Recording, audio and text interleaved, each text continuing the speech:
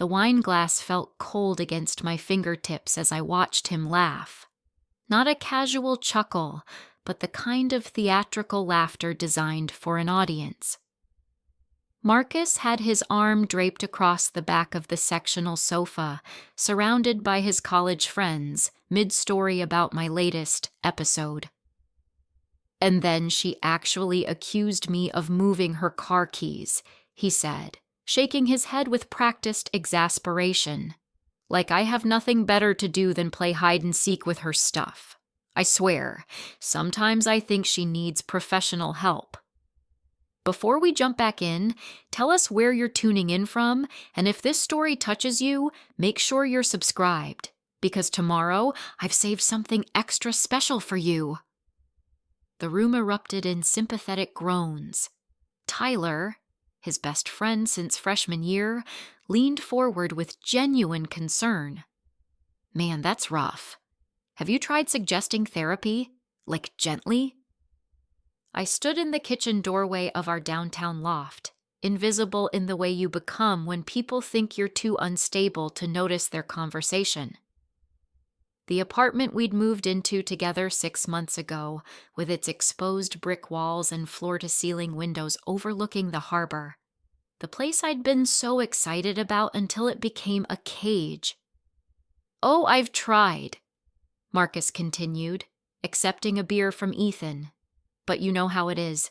The moment you suggest something's wrong, she spirals, starts crying, accuses me of gaslighting her." He said the word with air quotes, rolling his eyes, like I'm some kind of villain in her personal drama. More laughter. I took a sip of water, my third glass tonight, because I'd learned months ago that drinking around Marcus's friends was dangerous. He had a way of reframing my words, my actions, my memories when I was even slightly buzzed. Better to stay sharp. "Remember the restaurant thing?" Marcus was warming up now, emboldened by his audience. "I made reservations at that Italian place she'd been dying to try. Confirmed the time and everything, but when we showed up, she insisted I'd told her it was for 7, not 6. The hostess had to show her my reservation confirmation. You should have seen her face." What he didn't mention, how he'd sent me a text saying 7 p.m. tomorrow the night before, then called the restaurant that morning to change it to 6 without telling me. How I'd shown him the text when we arrived early, confused. How he'd deleted it from his phone before the hostess could see, showing only his call log to prove I was wrong. I had screenshots. Of course I had screenshots. "The thing is," Marcus said, his voice dropping to a more serious tone, "I really care about her. But I'm starting to wonder if I'm in over my head, you know? Like, maybe she needs more help than I can give." Sarah, Tyler's girlfriend and the only other woman in the room, shifted uncomfortably. "Have you talked to her about seeing someone together? Like couples counseling?" "Tried that too." Marcus sighed, dramatically. "She canceled the first 3 appointments. Said the therapist was taking my side, just because the woman agreed that couples should communicate clearly. I had canceled those appointments." After discovering that Marcus had called the therapist before our first session, framing our relationship issues in a way that made me sound paranoid and unstable. The therapist's questions during our intake call had been leading. Does your anxiety often create problems in the relationship? Do you find yourself struggling to remember things correctly? Has anyone else in your family dealt with mental health issues? I'd recorded that conversation too. The evening wore on in this vein. Story after story, each one painting me as increasingly unhinged. The time I accused him of canceling our weekend plans when I'd clearly gotten the dates mixed up. The time I freaked out about finding a woman's earring in our bedroom, despite him explaining multiple times that it belonged to his sister who'd crashed on our couch weeks ago. His sister lived in Denver. She hadn't visited in over a year. The earring had been found yesterday, and it matched an Instagram photo from 3 weeks ago of a woman named Vanessa, tagged at the cocktail bar Marcus claimed he'd never been to. I had receipts for everything. 6 months of systematic documentation. Because I'd finally figured out what was happening, finally put a name to the feeling of slowly losing my grip on reality. And once I'd started paying attention, really paying attention, the pattern became impossible to ignore. My phone buzzed in my pocket. I pulled it out, keeping my face neutral. Unknown number. Almost ready. Say the word. I typed back quickly. Not yet. Let them finish. Because this wasn't just about exposing Marcus's lies. It was about letting him dig the hole deep enough that he couldn't climb out. Hey, babe, Marcus called out suddenly, noticing me in the doorway. You've been hiding in the kitchen all night. Come join us. The shift in his voice was remarkable. Gone was the exasperated, burdened boyfriend. Now he was all warmth and concern, patting the cushion beside him. I was just telling everyone about the couples painting class you signed us up for next week. See? He looked at his friends. She does sweet things like that all the time. I don't want anyone thinking she's got a big heart. I walked into the living room, settling into the armchair across from him rather than beside him. A small rebellion he wouldn't address in front of his friends, but his jaw tightened slightly. That's really nice of you, Sarah said with a kind smile. Tyler and I did one of those last month. It's so fun. Yeah, well, I said carefully, watching Marcus. Marcus has always been really supportive of trying new experiences together. Haven't you, honey? His eyes narrowed slightly at my tone, but his smile never wavered. Always. That's what relationships are about. Being there for each other even when, he paused meaningfully, even when things get tough. The implication hung in the air. Poor Marcus, dealing with his unstable girlfriend. Poor Marcus, trying so hard to make things work. Tyler cleared his throat. So, Marcus mentioned you're working on some kind of project. Web design, right? Data analytics, actually, I corrected. I've been building a comprehensive database system for pattern recognition. It's been consuming most of my free time for the past few months. Sounds complicated, Ethan said politely, clearly having no idea what I was talking about. It is, I agreed. But fascinating. Especially when you start seeing patterns emerge from what initially seems like random data. It's amazing what you can prove when you have enough documentation. Marcus's smile flickered. Just for a second, but I caught it. She's always been really detail-oriented, he said, a slight edge creeping into his voice. Sometimes too much, honestly. She keeps track of everything, every conversation, every plan. It's a bit intense. Sounds practical to me, Sarah said, frowning slightly. I wish Tyler would remember half the things I tell him. There's remembering, and then there's being obsessive about it, Marcus countered, laughing it off. Like, she has this whole system of screenshots and notes. It's like living with an FBI agent sometimes. Can't be too careful, I said lightly. Memory is such an unreliable thing. People remember events differently all the time. Having a record keeps everything clear. Unless you're using that record to prove the other person wrong constantly, Marcus shot back, still smiling but with steel underneath. That's not a partnership. That's keeping score. The room had gone quiet. Even his friends could sense the tension now. Well, Tyler said, standing up. We should probably head out. Early morning tomorrow and all that. As people began gathering their things, Marcus walked them to the door, back in full charm mode. Hugs all around, promises to do this again soon, assurances that everything was fine, just normal relationship stuff. Sarah lingered at the door, turning back to catch my eye. "Hey, if you ever want to grab coffee or something." "That would be nice," I said, meaning it. She had no idea what was happening, but she'd sensed something off. Good instincts. The door clicked shut. Marcus stood with his back to it for a moment before turning around. The mask dropped. "What the hell was that?" he said quietly. "What was what?" "That whole thing about documentation and pattern recognition. You were basically calling me a liar in front of my friends." "I was talking about my work," I said calmly. "But it's interesting that you took it personally." He crossed the room in 3 strides. "Don't do that. Don't turn this around on me. You've been weird all night. Lurking in the kitchen, making those little comments. What's going on with you?" "Nothing's going on with me. Marcus." "Bullshit." He ran his hand through his hair, a gesture I used to find endearing. "You're plotting something. I can tell. You get this look when you think you're being clever." "Maybe I'm just tired of being called crazy," I said, setting down my water glass. "Did you enjoy yourself tonight, telling all those stories about my episodes?" "I wasn't calling you crazy."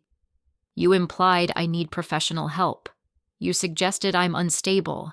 You made me sound paranoid and forgetful in front of everyone who matters to you." "Because you've been acting paranoid." His voice rose. "You question everything I say. You check up on me constantly.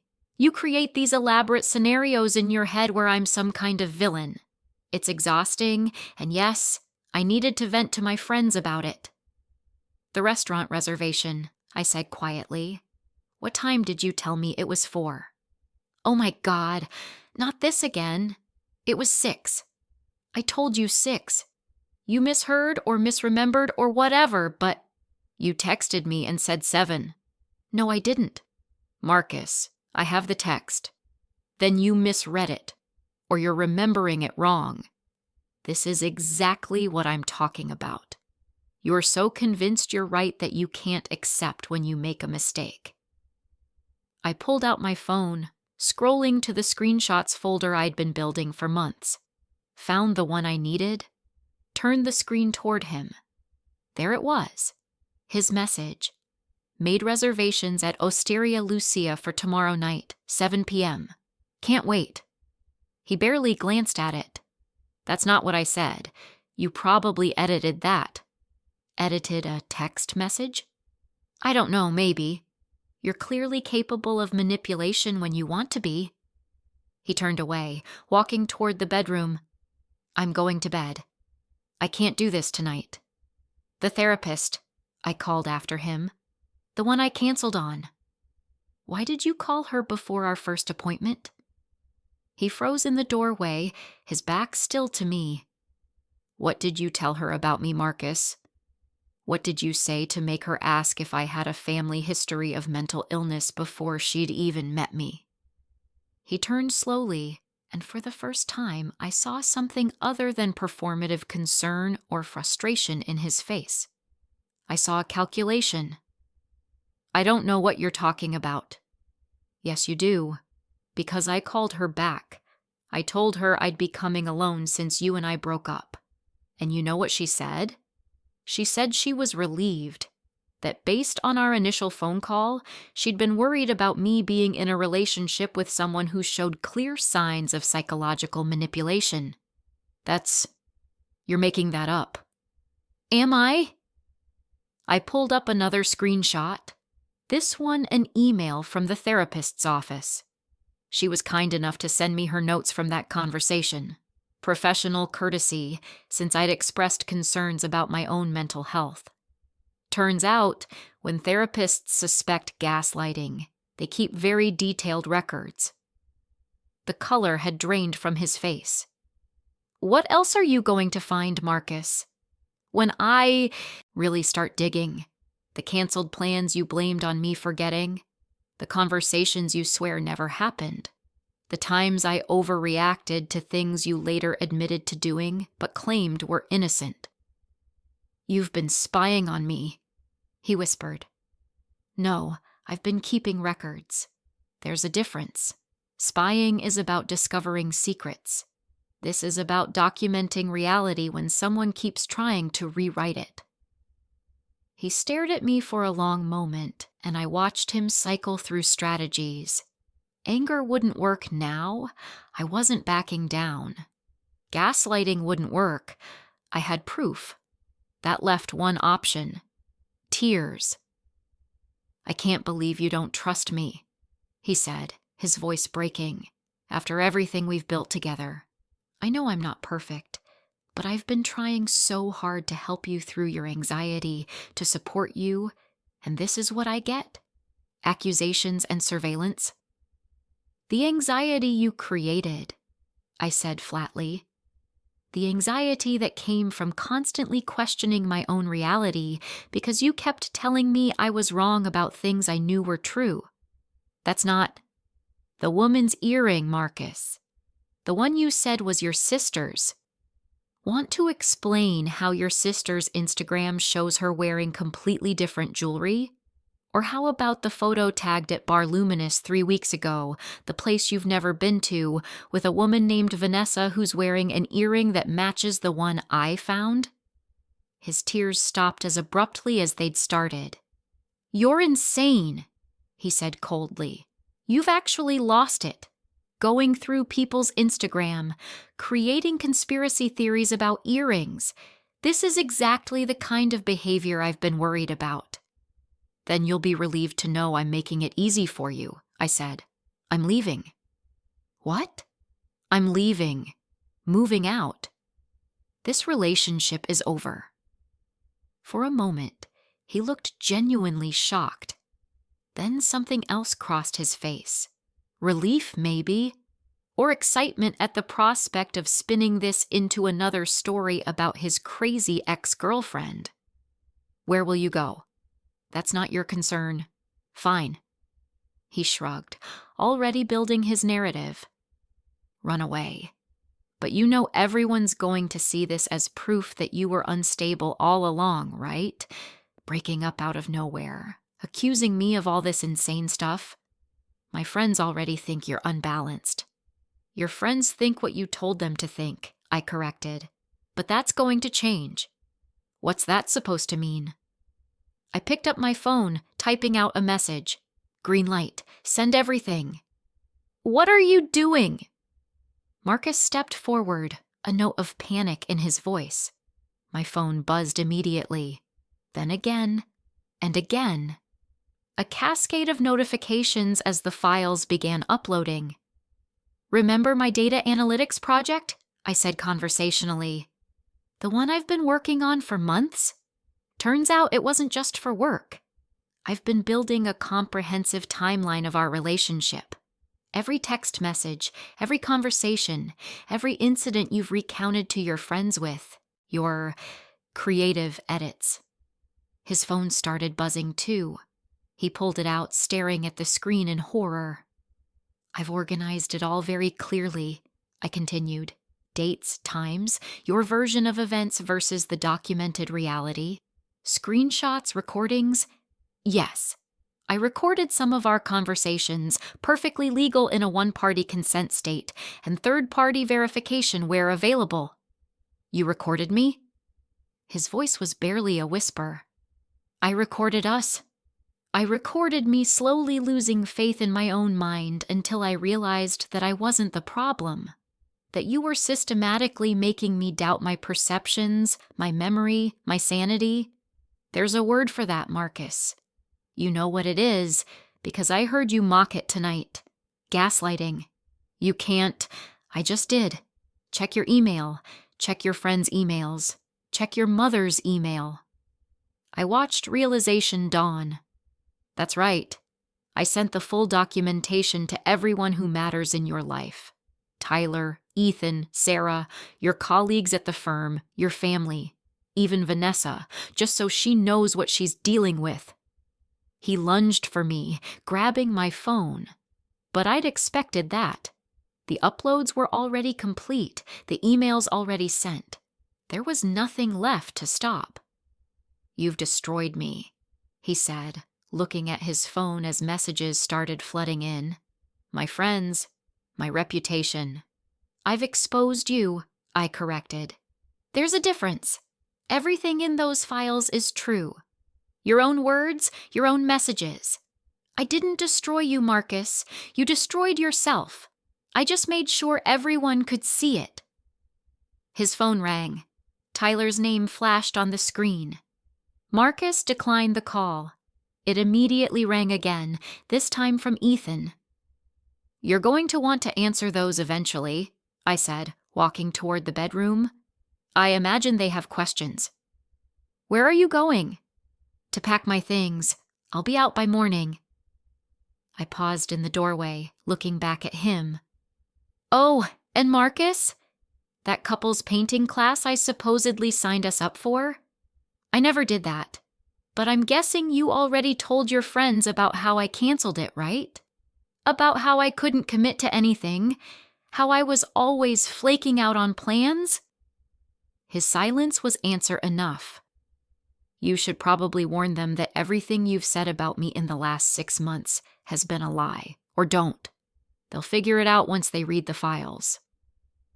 I left him standing in the living room, surrounded by the ruins of his carefully constructed narrative, his phone buzzing with calls he couldn't answer.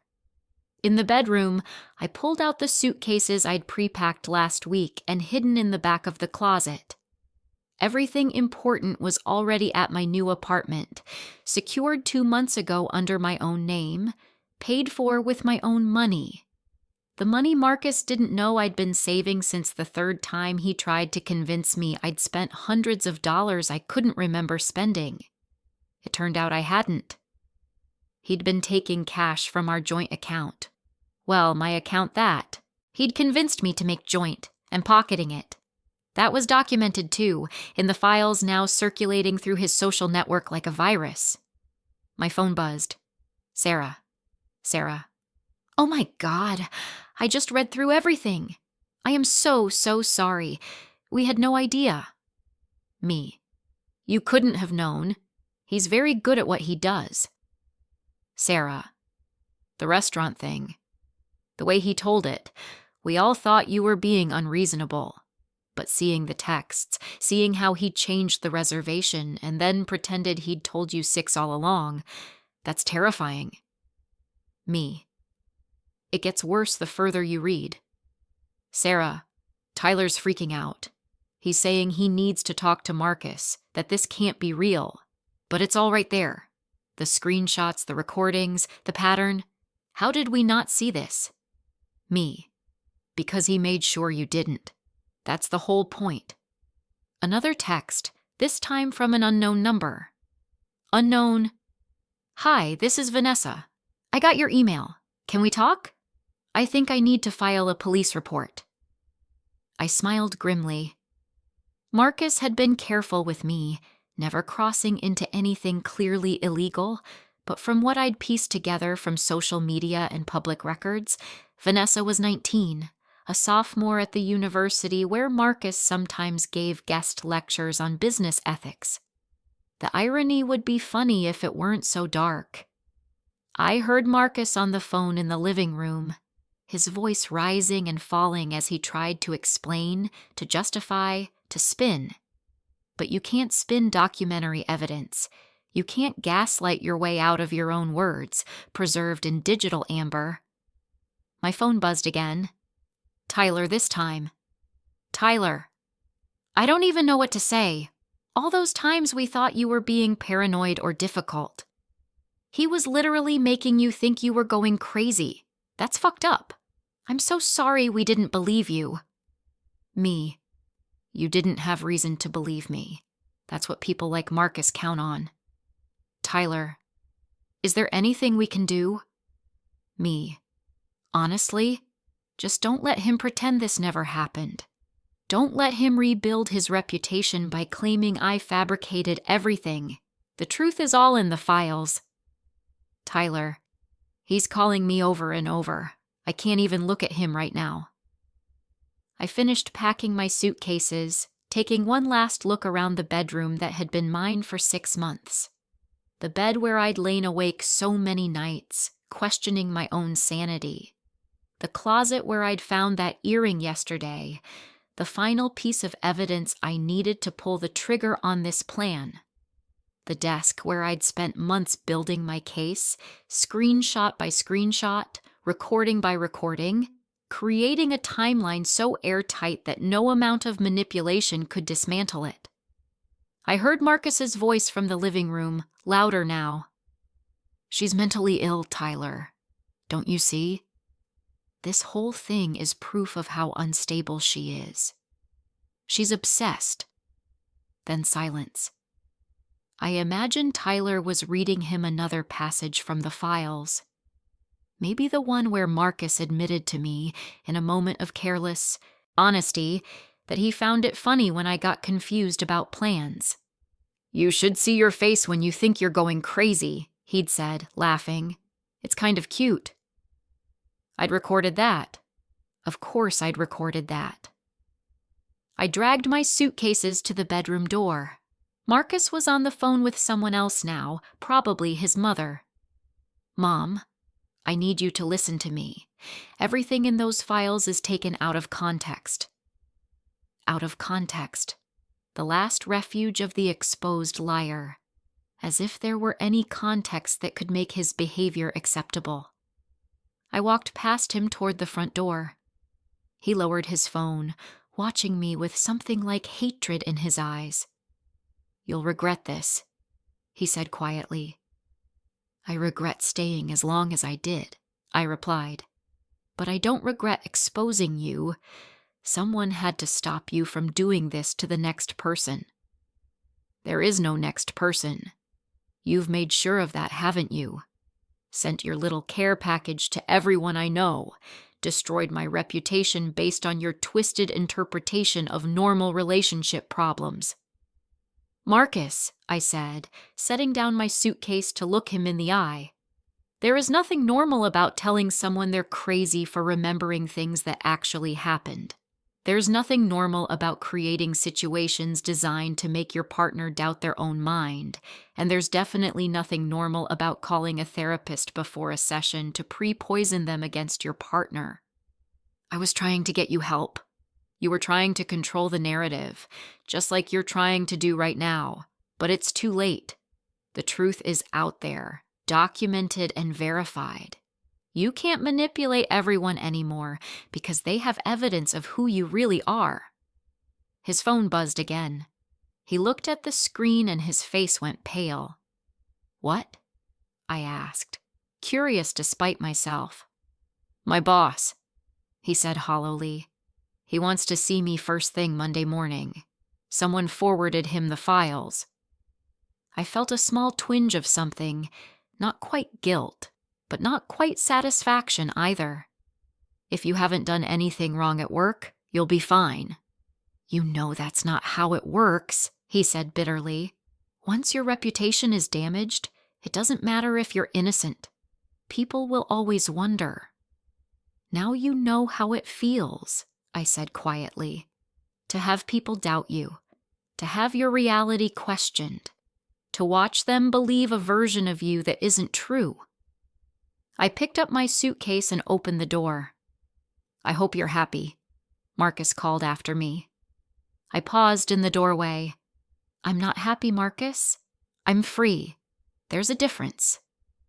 As I walked down the hallway toward the elevator, I heard his voice one more time, desperate and cracking. "You've ruined my life." I didn't turn around, didn't respond.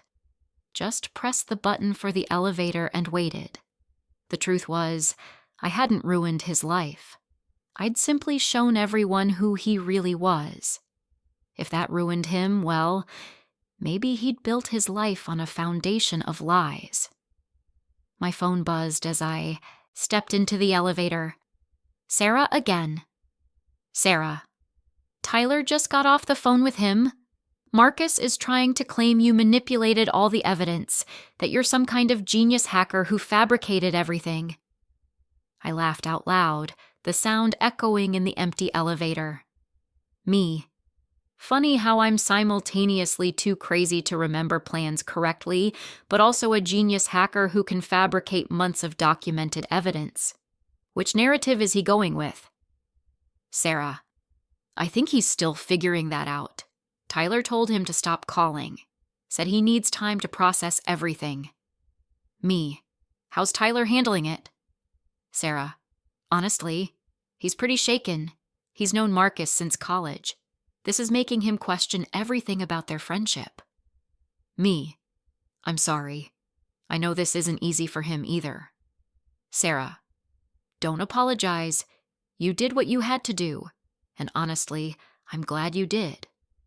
What if his next girlfriend wasn't as smart as you? What if she didn't document everything? She could have ended up actually having a breakdown from his manipulation. The elevator doors opened to the parking garage. My car was waiting where I'd left it this morning, already packed with the essentials I'd moved earlier in the week. Me. That was exactly my fear. I couldn't let him keep doing this. I loaded my suitcases into the trunk, taking a moment to look back at the building. 6 months of my life had happened in that loft. 6 months of slowly losing myself, of questioning everything I knew to be true, of becoming a shell of who I'd been. But I'd gotten myself back. That was worth something. As I drove away toward my new apartment, a smaller place, but mine, fully mine, with no memories of Marcus in it, my phone exploded with notifications. More people reading the files, more messages of support and apology, more questions about how they'd missed the signs. And somewhere, probably still standing in our loft, Marcus was discovering that you can't gaslight your way out of the truth when it's backed up by irrefutable evidence. The city lights blurred past my windows as I navigated toward my new neighborhood. A fresh start, a clean slate, a life where I could trust my own mind again. My phone rang. An unknown number. I almost didn't answer, but something made me. Hello? Is this Emma? A woman's voice, young and uncertain. Yes? This is Vanessa. You emailed me earlier. The files about Marcus Morrison? I pulled over into a parking lot, giving this my full attention. Yes. How are you holding up? Her voice broke. I've been telling myself I was overreacting, that I was reading too much into things, but seeing it all laid out like that, seeing that he does this to everyone, I wasn't crazy. No, I said firmly. You weren't. You were being manipulated. The thing is, she continued, there are other girls at the university. I've heard stories, but I thought they were exaggerating. Now I'm wondering. What are you wondering? If someone should tell them, if they should see these files too. Because if he did this to you and to me, he's probably still doing it to someone else. I thought about it for a moment, about how far this could spread, how many lives could be affected, about the line between justice and vendetta. That's your choice, I said finally. But if you do share it, make sure you're ready for the fallout. Marcus will fight back. He'll try to discredit you, to make you seem vindictive or obsessed. You need to be prepared for that. Were you prepared? I had 6 months to prepare, I admitted. 6 months of documentation, of building an airtight case, of making sure every piece of evidence was verifiable. That's the only reason this worked. Will you help me? She asked suddenly. If I want to expose him at the university, I have messages too, but they're not as organized as yours. And I'm scared I'll mess it up, that he'll find a way to twist it. I should have said no. I should have told her I'd done my part, exposed my truth, and now it was time to move on with my life. That's what a reasonable person would do. But I remembered what it felt like to question my own sanity, to lie awake at night wondering if I was the problem, if everyone else was right and I was just too damaged to see it. Send me what you have, I heard myself say. Let's see what we're working with. As I hung up and pulled back onto the road, I realized something. This wasn't just about Marcus anymore. This was about every person who'd ever been gaslit, manipulated, made to doubt their own reality by someone who claimed to love them. One documented case might be dismissed, but a pattern? Multiple victims with corroborating evidence? That was harder to ignore. My new apartment was small but comfortable, decorated in a style Marcus had always called boring, but that I found calming. No more industrial chic, no more exposed brick, no more of his aesthetic dominating my space. As I unpacked my suitcases, my phone continued to buzz with updates. Marcus's friends were in full debate mode in their group chat, which someone had kindly added me to. Half of them still defending him, claiming there must be another explanation. The other half had gone silent, presumably reading through the extensive documentation I'd provided. Tyler had shared a particularly damning recording I'd included, the one where Marcus and Ethan had joked about how easy it was to make me second-guess myself. She actually apologized to me for being right. Marcus had laughed. Can you believe that? I told her the restaurant reservations were at 6. She showed up at 7 like I'd actually told her, and by the end of the night she was apologizing for not checking her phone more carefully. The chat had gone very quiet after that. I arranged my books on the shelf, finding comfort in the familiar spines. My favorite novels, the ones Marcus had called pretentious when I'd wanted to discuss them. The self-help books about gaslighting and psychological manipulation that I'd bought in secret, reading them on my phone so he wouldn't see. The apartment felt like a sanctuary, like a place where my thoughts were my own again, where I didn't have to constantly defend my version of reality. Around midnight, there was a knock on my door. I checked the peephole and saw Sarah standing in the hallway, holding a bottle of wine and looking apologetic. I opened the door. I know it's late, she said, but Tyler and I have been talking for hours and I needed to check that you're okay. We should have seen it. We should have known something was wrong.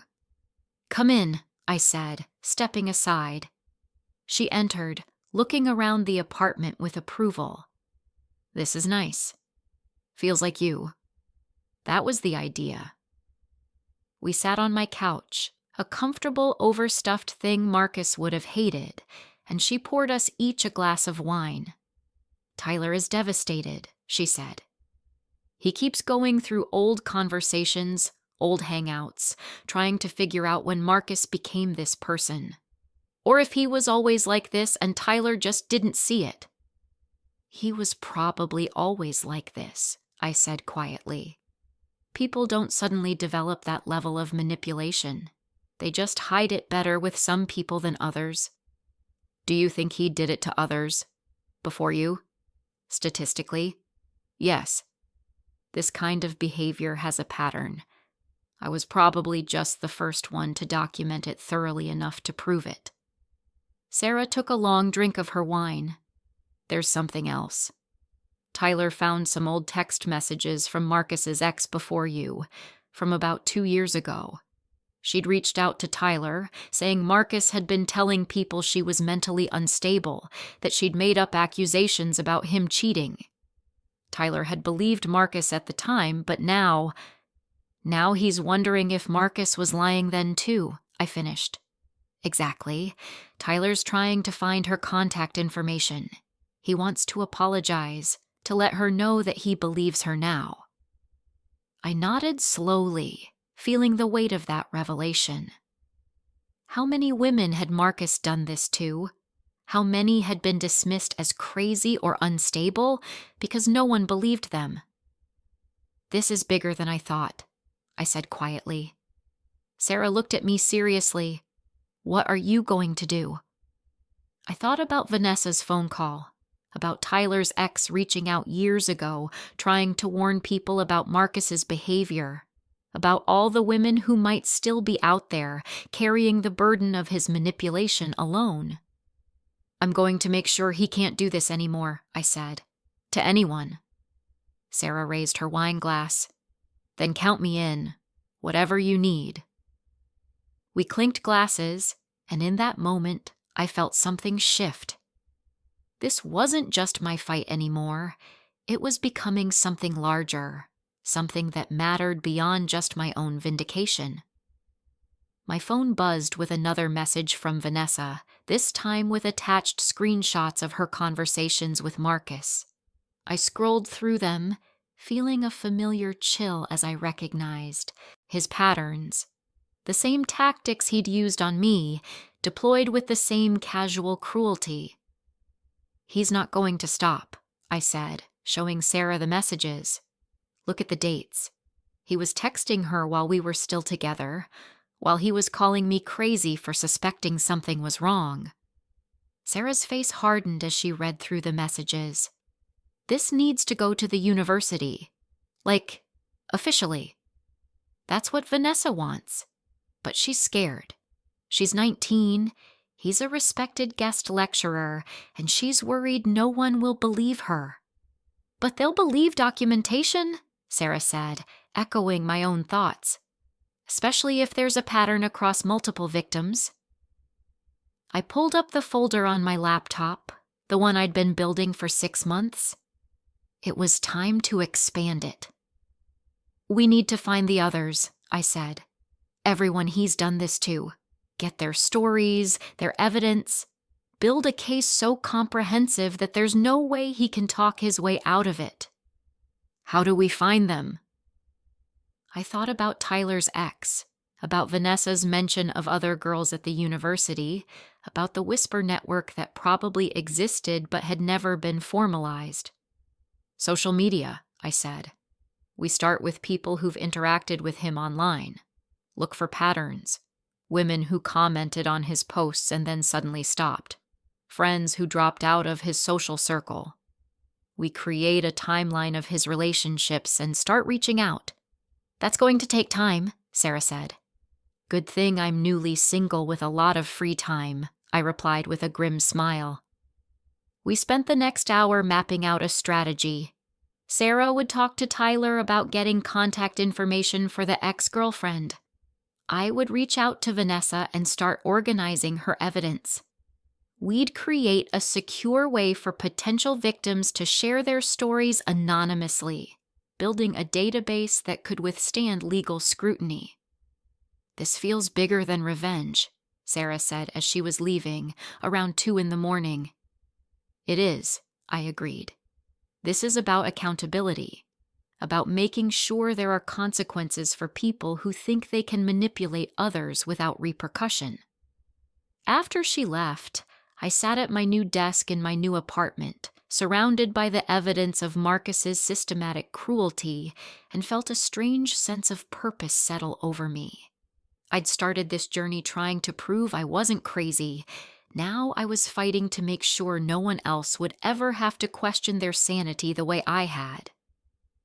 My phone buzzed one more time. "Marcus. Marcus. We need to talk. This has gone too far. Please let me explain." I stared at the message for a long moment, thinking about how many times he'd said those words before. How many times I'd given him the benefit of the doubt, let him explain his way out of accountability. Not anymore. I blocked his number and turned back to my laptop, where Vanessa's messages were waiting, where the truth was waiting, where justice, finally, was within reach. The morning after exposing Marcus, I woke up to 247 unread messages. My phone had been buzzing continuously since 3 a.m., a steady stream of people reaching out with stories, apologies, and in some cases, their own evidence of Marcus's manipulation. I made coffee in my new kitchen, savoring the silence that came with living alone. No more walking on eggshells, no more second-guessing every word. Just peace. My laptop was already open on the counter, displaying the spreadsheet I'd created overnight. A comprehensive database of Marcus's patterns, organized by victim, date, and method of manipulation. What had started as my personal documentation was evolving into something much larger. Vanessa had sent over her files around 4 a.m., hundreds of text messages showing Marcus's systematic grooming. He'd started by offering to mentor her in business ethics, then gradually isolated her from her friends, convinced her she was too sensitive when she questioned his boundary violations, and finally made her believe she was lucky he paid attention to her at all. The pattern was identical to what he'd done to me, just deployed on a younger, more vulnerable target. My phone rang. "Sarah." "Tyler found his ex," she said without preamble. "Her name is Rebecca. She wants to talk to you." "When?" "Today, if you're free. She's been waiting 2 years for someone to believe her." An hour later, I was sitting in a coffee shop across from a woman who looked like she'd been carrying a weight for far too long. Rebecca was 31, a marketing executive with intelligent eyes that held a mixture of wariness and hope. "Thank you for meeting me," she said quietly. "I wasn't sure I wanted to dredge all this up again, but then Tyler sent me your files and I realized he's still doing it. He never stopped." "Tell me what happened," I said, pulling out my recorder. "If you're comfortable." Rebecca took a deep breath. "We dated for 8 months, about 2 years ago. At first, he was perfect, attentive, thoughtful, supportive. But slowly, things started changing.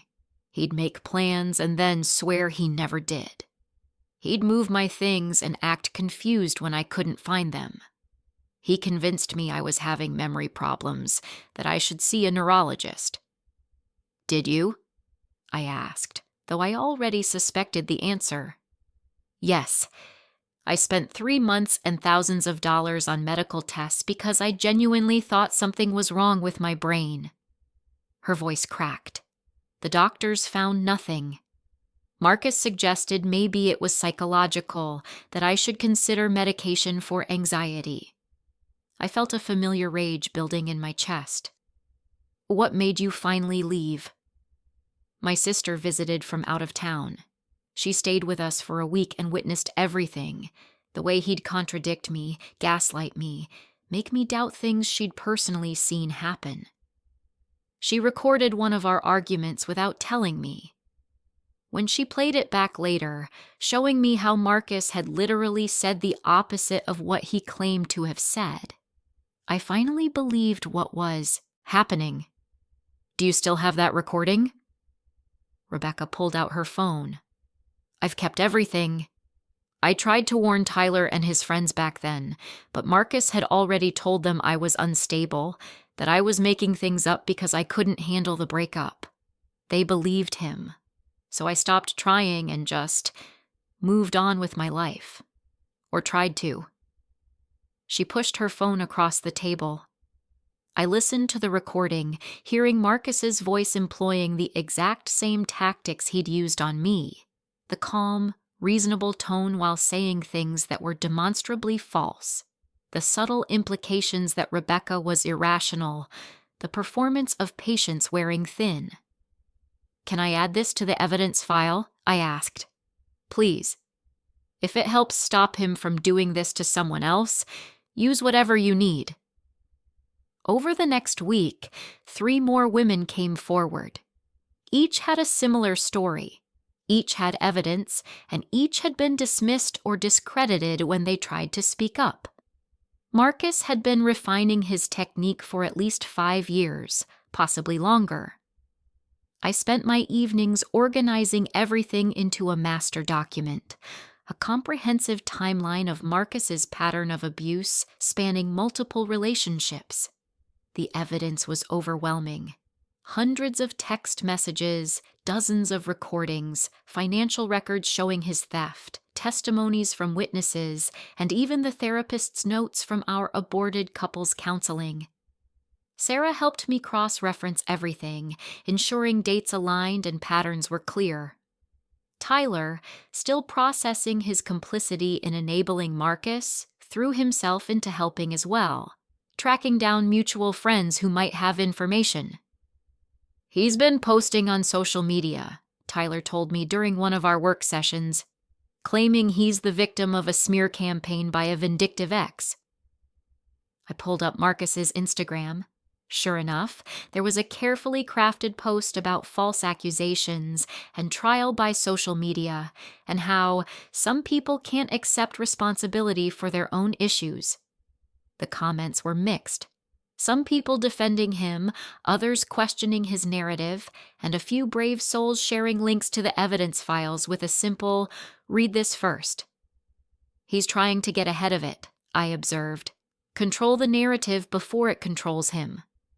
"It's not working," Sarah said, scrolling through her phone. "The files have been shared over 2,000 times now. Too many people have seen the evidence." My inbox pinged with a new message from an address I didn't recognize. The subject line read, "University Investigation." I opened it, my heart rate increasing. "Dear Ms. Emma Torres, I am the Title IX coordinator at Metropolitan University. We have received multiple complaints regarding Marcus Morrison's conduct with students. Your documentation has been forwarded to our office. We would like to speak with you and any other affected parties as part of our formal investigation. Please contact me at your earliest convenience." I showed the email to Sarah and Tyler. "It's happening. The university is investigating. Vanessa filed a formal complaint this morning," Sarah said. "She said your files gave her the courage to come forward officially." Over the next 2 weeks, I watched Marcus's carefully constructed life systematically dismantle itself. The university suspended his guest lecturer privileges pending investigation. His employer, a consulting firm that prided itself on ethical business practices, placed him on administrative leave. Several of his professional contacts publicly distanced themselves, but Marcus wasn't going down quietly. He hired a lawyer and sent cease and desist letters to everyone who had shared the evidence files, claiming defamation and harassment. His attorney argued that the recordings were obtained illegally. They weren't, and that the documents had been selectively edited to present him in a false light. They hadn't been. I received my cease and desist on a Tuesday morning. I read it carefully, then forwarded it to the lawyer I'd retained, a woman who specialized in cases involving domestic psychological abuse. "This is actually good news," my attorney, Caroline Chen, told me over the phone. "It means we've gotten under his skin, and his claims are baseless. Everything you've shared is verifiable fact, which is an absolute defense against defamation." "What happens now?" "Now? We let him sue if he wants to.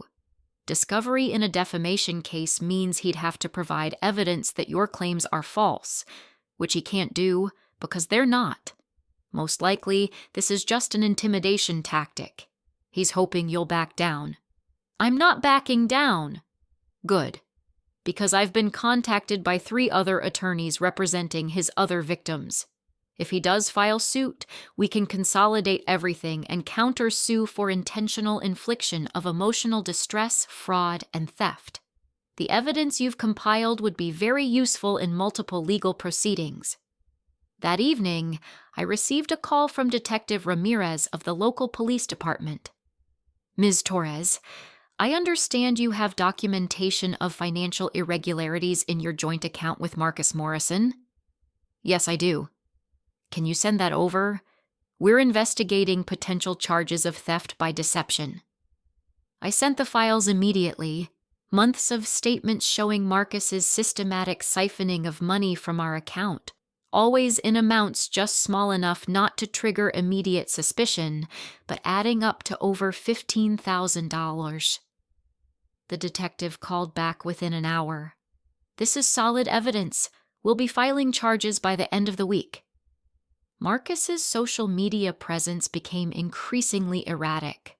Long posts about betrayal and false accusations, followed by deletions, followed by more posts claiming he was seeking therapy to deal with his toxic relationship patterns. "He's trying the redemption arc," Tyler observed, scrolling through Marcus's latest post, the "I'm getting help and growing as a person" angle. While simultaneously claiming he did nothing wrong, Sarah added. "He can't even keep his narrative straight anymore." The university investigation concluded after 3 weeks. I received the findings via email from the Title IX coordinator. Following a thorough investigation, Metropolitan University has determined that Marcus Morrison engaged in inappropriate conduct with multiple students, creating a hostile educational environment and abusing his position of authority. Mr. Morrison is permanently banned from campus and will not be permitted to hold any teaching or guest lecturer positions at this institution. We are also reporting our findings to the State Board of Ethics for review of Mr. Morrison's professional licenses and credentials. Vanessa called me that afternoon, crying with relief. It's over.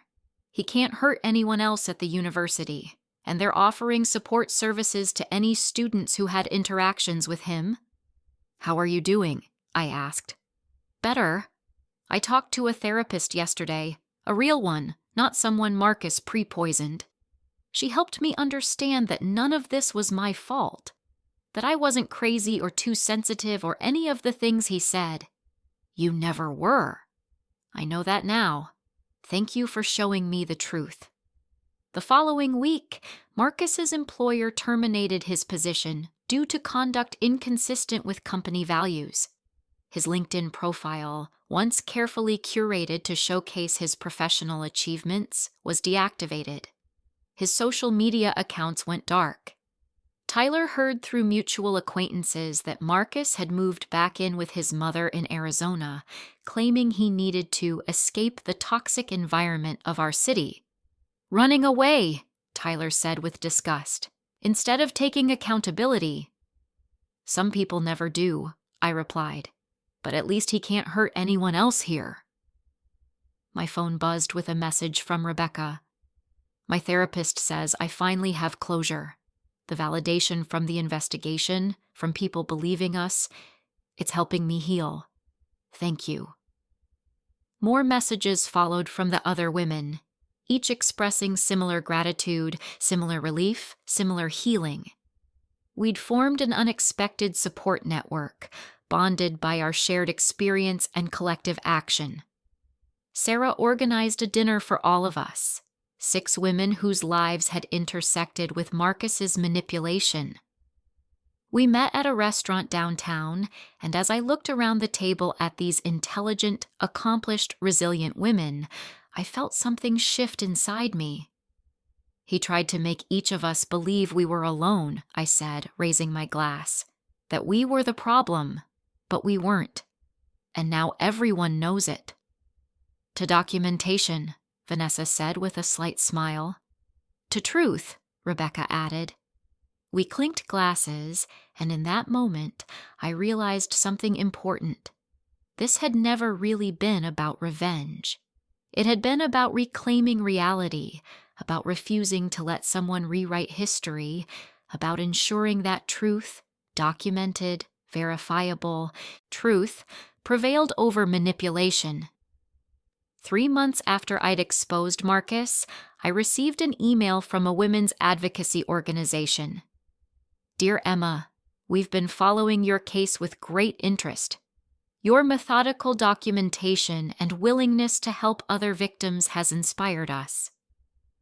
Would you be interested in speaking at our upcoming conference about psychological abuse and the importance of evidence gathering in gaslighting situations?" I stared at the email for a long time. What had started as a desperate attempt to prove my own sanity had somehow evolved into something bigger, a blueprint for others trapped in similar situations. I accepted the invitation. Standing on that conference stage 6 weeks later, looking out at an audience of survivors and advocates, I told my story. Not as a victim, but as someone who had fought back with the only weapons that mattered: truth and documentation. Gaslighting works because it isolates you, I said. It makes you doubt your own perceptions, your own memories, your own sanity. But here's what abusers don't count on. Evidence doesn't forget. Screenshots don't doubt themselves. Recordings don't have false memories. After my presentation, dozens of people approached me with their own stories. Some were still trapped, seeking advice on how to document their situations. Others had escaped, but were struggling with the aftermath, wondering if they'd ever trust themselves again. I talked with each one, sharing resources and strategies, watching something shift in their expressions as they realized they weren't alone, weren't crazy, weren't the problem. One woman, probably in her 50s, gripped my hand tightly. "My husband has been doing this for 20 years. I thought I was losing my mind. But after hearing you speak, I'm going to start documenting. Today. Be careful," I cautioned. "Keep your evidence secure. Have an exit plan." "I will. But for the first time in years, I feel hope."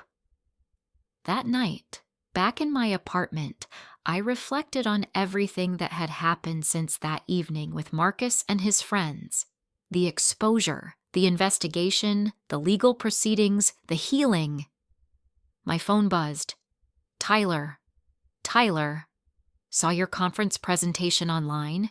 You were amazing. Marcus saw it too. He called me for the first time in months, absolutely losing it." Me. "What did he say?" Tyler. "That you're still obsessed with destroying him, that you need to move on. I told him that speaking about abuse isn't obsession, it's advocacy. Then I hung up. We're not friends anymore." Me. "I'm sorry you lost that friendship." Tyler. "I'm not. I'm sorry I enabled him for so long, but that's something I'm working on with my therapist." I smiled at my phone.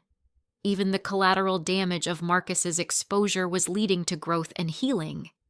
Sarah texted next. "The advocacy organization wants to know if you'd be interested in developing a toolkit for documenting psychological abuse. They'll pay you as a consultant." I thought about the spreadsheets I'd created, the systems I'd developed, the careful methodology that had made my evidence irrefutable. Maybe sharing that could help others build their own cases. Me. Tell them yes. Over the next several months, I threw myself into the project.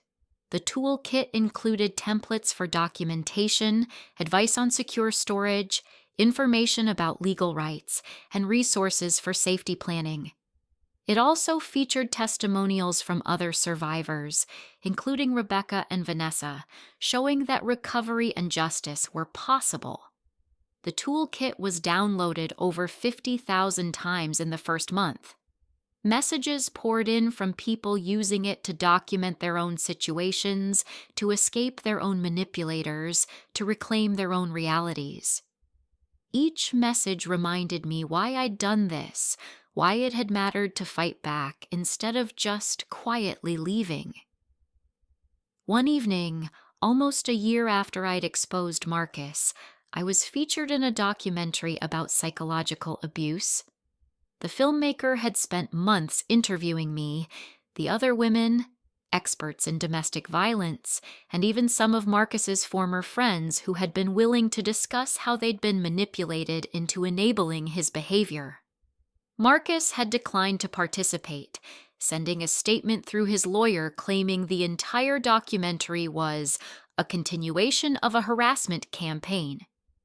The documentary aired on a major streaming platform. Within days, it had been viewed millions of times. The evidence I'd compiled, the screenshots, the recordings, the timeline, was featured prominently, showing viewers exactly how gaslighting worked in real time. The response was overwhelming. Survivors sharing their own stories, experts analyzing the patterns, advocates calling for better recognition of psychological abuse in legal systems. And Marcus? According to Tyler's last update, he was working in his mother's real estate office in Arizona under a different name, keeping a low profile, his previous life in ruins. "Do you ever feel guilty?" Sarah asked me one evening over dinner. "About how thoroughly his life fell apart?" I considered the question carefully. I feel guilty that others were hurt because I took time to build my case instead of exposing him immediately. I feel guilty that women before me weren't believed, but guilty about Marcus facing consequences for his own actions? No, never. "Good," she said firmly. "You didn't ruin his life. He did that himself. You just made sure everyone could see it." 2 years after everything began, I was offered a position at a nonprofit organization focused on supporting victims of psychological abuse.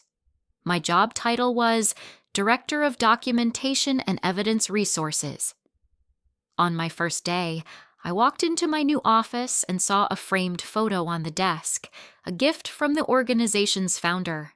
It was a screenshot of one of my early text messages to Marcus, the one where he'd told me the restaurant reservation was at 7 p.m. Underneath, a quote was printed. "The truth, documented, is more powerful than any lie." I thought about that evening 2 years ago, standing in the kitchen doorway while Marcus mocked me to his friends. How invisible I'd felt. How small. How crazy.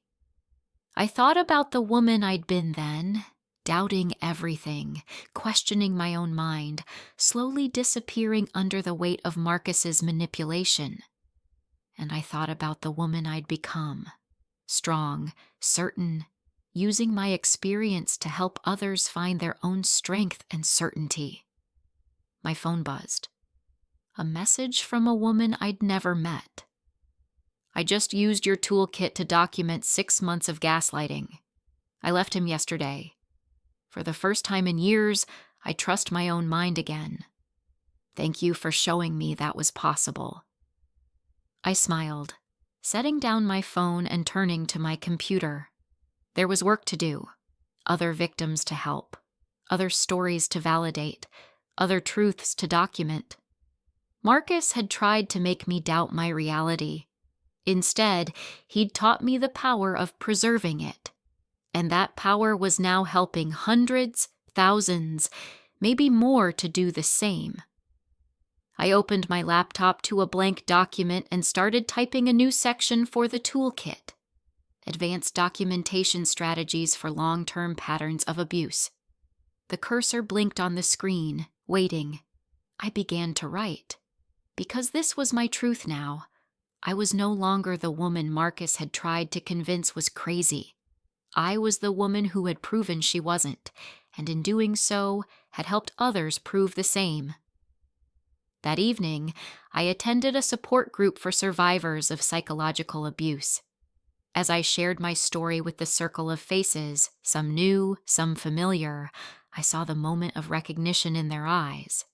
That moment when they realized they weren't alone, weren't broken, weren't the problem.